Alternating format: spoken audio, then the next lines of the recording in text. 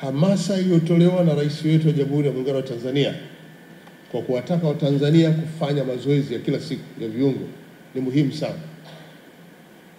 Pamoja na kwamba kitaifa tumeitenga siku ya Jumamosi kuanzia saa 12 mpaka saa 3 ni kwa ajili ya mazoezi, lakini bado hatuzuii mtu yoyote kwa wakati wowote kwenda kufanya mazoezi.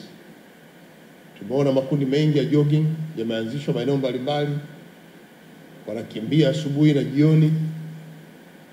Tumeanza kushuhudia wadau wa sekta afya wakianzisha gym za kutosha ambazo zinampa kila mmoja na shughuli zake akajipa nafasi ya kwenda kushiriki kwenye mazoezi.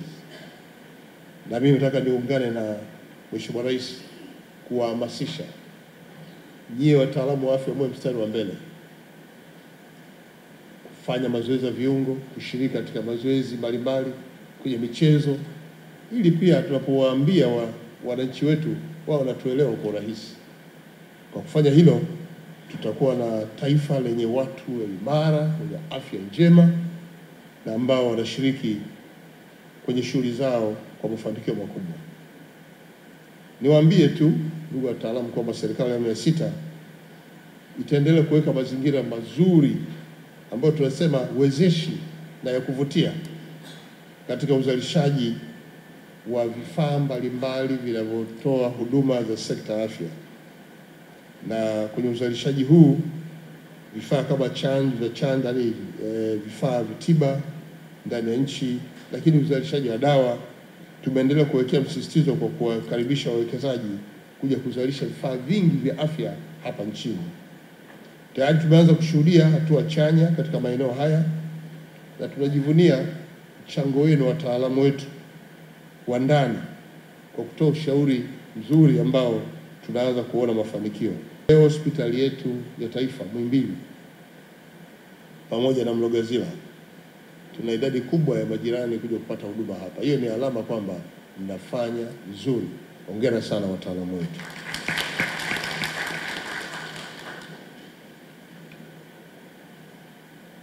Nikiwa naelekea kuhitimisha hotuba yangu, nataka nitumie nafasi hii kuwapongeza tena wizara, kuwapongeza pia viongozi wa taasisi yetu ya Muhimbili na vitengo vyake vyote. Mmekuwa chachu ya mabadiliko katika sekta ya afya. Tumia nafasi hii kuwapongeza na kuwashukuru wafadhili na wadau wote, hususani ubalozi wa Uswisi kupitia SDC kwa ufadhili endelevu na hasa kwenye kongamano hili pia. Ndugu wa Tanzania na nyie wasomi, najua kila mwaka wa uchaguzi unajumuisha makundi mbalimbali yanayotamani kuwa viongozi kwenye nyanja mbalimbali, na hawa wagombea utafuta mbinu mbalimbali za kushawishi wapiga kura wawapigie kura. Ni muhimu sana kuangalia hizi style za kuombea kushawishi wapiga kura. Ni muhimu sana kuzitafakari hizi kauli zinazotumika kama njia ya kuhamasisha kuwapigia kura.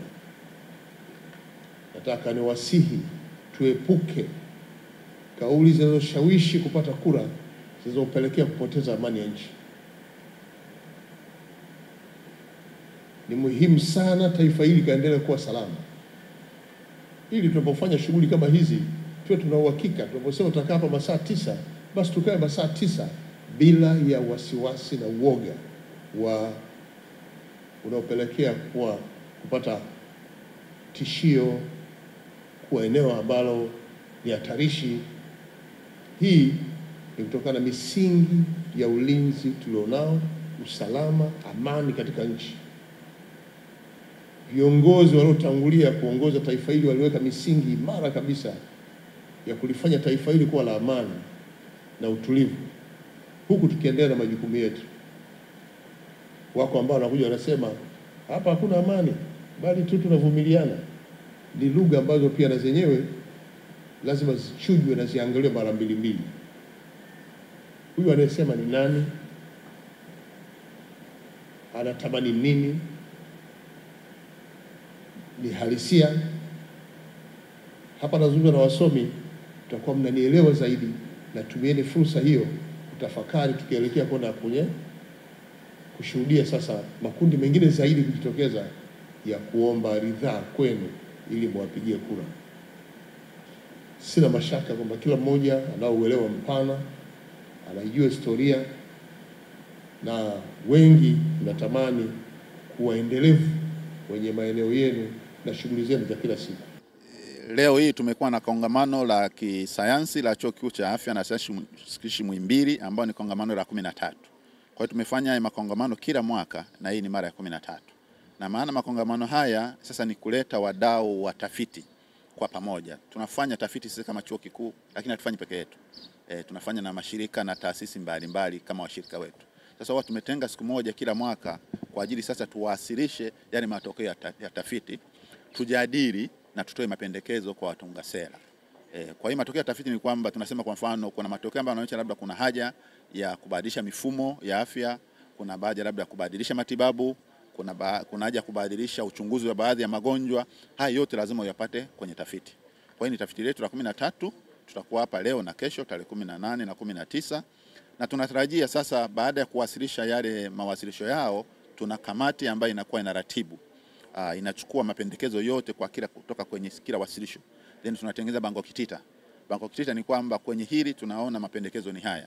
Kwa sababu sisi tunafanya tafiti na wenzetu duniani. Kwa sababu magonjwa hayana mipaka. Kwa hiyo mapendekezo ambayo wenzetu labda nchi fulani walishayafanya au wameshayaona, na sisi tunatafiti zetu tunadhibitisha. Sasa hata tukitoa sasa ushauri, kwa mfano kwenye wizara yetu yenye dhamana ya afya, kwamba ushauri wetu labda tuwe na mwongozo wa magonjwa haya, matibabu ya magonjwa haya tunaona yanatakiwa yabadilike, kuna mahali sasa tunaweka sayansi na teknolojia, kwa hiyo tunatoa mapendekezo. Na kikubwa kama mnavyojua sasa hizi duniani, magonjwa ambayo sio ya kuambukiza yanaongezeka. Yanaongezeka kwa kasi kubwa kuliko yale ya kuambukiza. Tunaongea magonjwa kama kisukari, shinikizo la damu na mengine ambayo sio ya kuambukiza.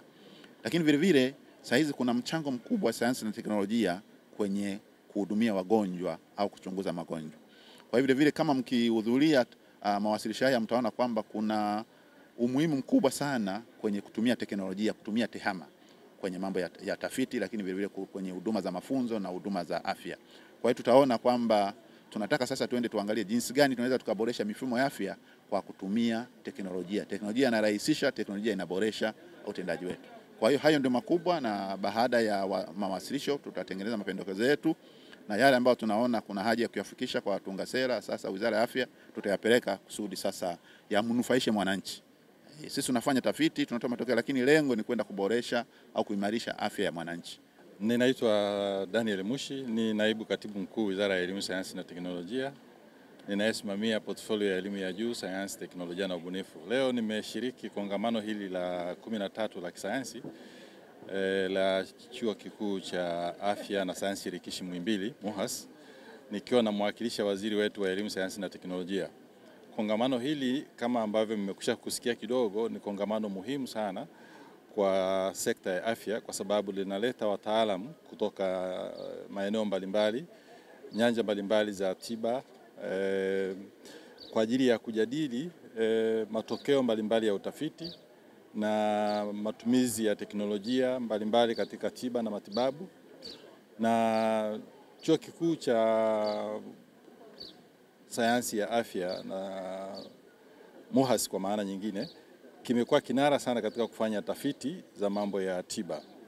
Na hivi karibuni mmesikia kwamba kimeingia kwenye 5 bora kati ya vyuo vikuu mahiri vilivyoko nchi zilizoko kusini mwa Sahara. Kwa hiyo ni mafanikio makubwa sana ambayo yanatokana na weledi na aina ya wataalamu tulionao ambao wamefanya tafiti za kimahiri kabisa na kuweza kuja na magunduzi mbalimbali na machapisho ambayo yameipa sifa kubwa MUHAS.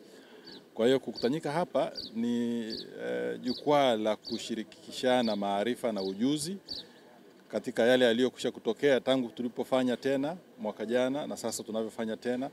Kuna mambo mengi yametokea, dunia inaenda kasi, teknolojia imeleta mabadiliko makubwa katika kila nyanja za maisha, na hivyo kukutanyika hapa ni namna ya kuweza kukutanisha wataalamu, kuweza kushare maarifa ambayo yamepatikana kutokana na tafiti na mambo yanayoendelea duniani kote. Kwa hiyo kwa sisi kama Tanzania kuwa na mkutano kama huu ni fursa muhimu ya kuweza kutafakari tulikotoka na tunakoelekea na namna nzuri ya kukabiliana na magonjwa yanayoibuka sasa hivi. Sote tunafahamu kuna mambo yanayosababisha magonjwa ambayo hayakuwepo yaibuke, kuna mabadiliko ya teknolojia, kuna mabadiliko ya tabia nchi.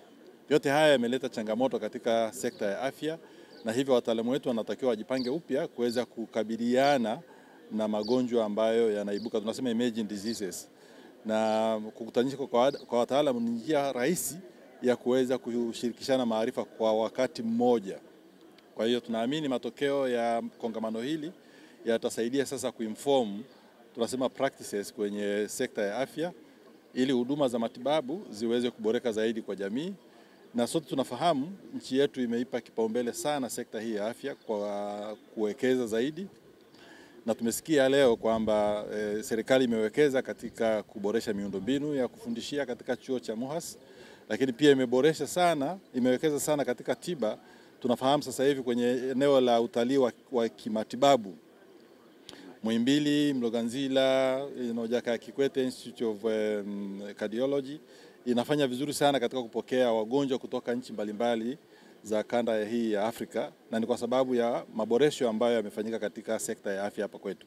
Kwa hiyo ni namna moja ya kuiambia jamii kwamba sisi tuko tayari kujifunza, wataalamu wetu wako kazini kutengeneza maarifa, kutengeneza suluhu ya changamoto za kitabibu, lakini pili kwamba tunaitangazia dunia kwamba sisi tumepiga hatua katika ubora wa tiba zetu, tiba ya afya zinazotolewa hapa nchini. Naitwa Profesa Bruno Sunguya, ni naibu makamu mkuu wa chuo ninayeshughulikia tafiti na ushauri wa kitaalamu. Sasa katika kongamano letu la 13 ambalo tunafanya kila mwaka, kwa mwaka huu tuna jumla ya mawasilisho au presentations jumla ya 200 ambazo zitawasilishwa katika hizi siku mbili, na zinatoka kutoka kwa watafiti wa ndani, lakini vile vile kuna mawasilisho kutoka nje ya nchi, Marekani, Norway pamoja na Kenya na nchi ambazo zimetuzunguka. Na mawasilisho haya yatafanyika kwa njia ya ana kwa ana au kwa njia ya presentations ambazo ziko kama posters. Yamejikita katika vipengele 8 kutokana na uzito na umuhimu wa changamoto za afya tulizonazo. Eneo la kwanza ambalo ni kwa ukubwa ni eneo la magonjwa yasiyoambukiza ambalo limeonekana linaongezeka nchini. Kwa hiyo kuna tafiti mbalimbali zimefanyika ambazo zitakuwa presented, kwa tunawakaribisha pia waandishi wa habari na vyombo vya habari muweze kuzifuatilia hizo presentation. Eneo la pili ni eneo la afya mama na mtoto pamoja na wale watoto wachanga. Eneo la ubunifu mbalimbali ambazo zimetokana na tafiti, lakini ambazo lengo lake ni kuhakikisha kwamba basi tunawafikia wananchi kwa afua mbalimbali za afya kwa ajili ya kujilinda, kwa ajili ya matibabu, lakini vile vile kwa ajili ya kuboresha maisha. Eneo jingine ambalo ni la muhimu ambalo tumekuwa tukilifanya mara kwa mara na mwaka huu kwa njia ya kipekee ni eneo la magonjwa yanayoambukiza, kwa mfano ukimwi, malaria, tuberculosis, magonjwa ya watoto ya maambukizo mbalimbali na vitu kama hivyo. Pia tuna theme ambayo ni eneo jingine kubwa la mifumo ya afya ambalo pia litawasilishwa kwa ukubwa wake. Kuna mawasilisho mbalimbali ya masuala ya lishe ambayo pia tungependa wananchi waweze kufikiwa kupitia afua mbalimbali na changamoto ambazo zinatokea kutokana na changamoto za lishe.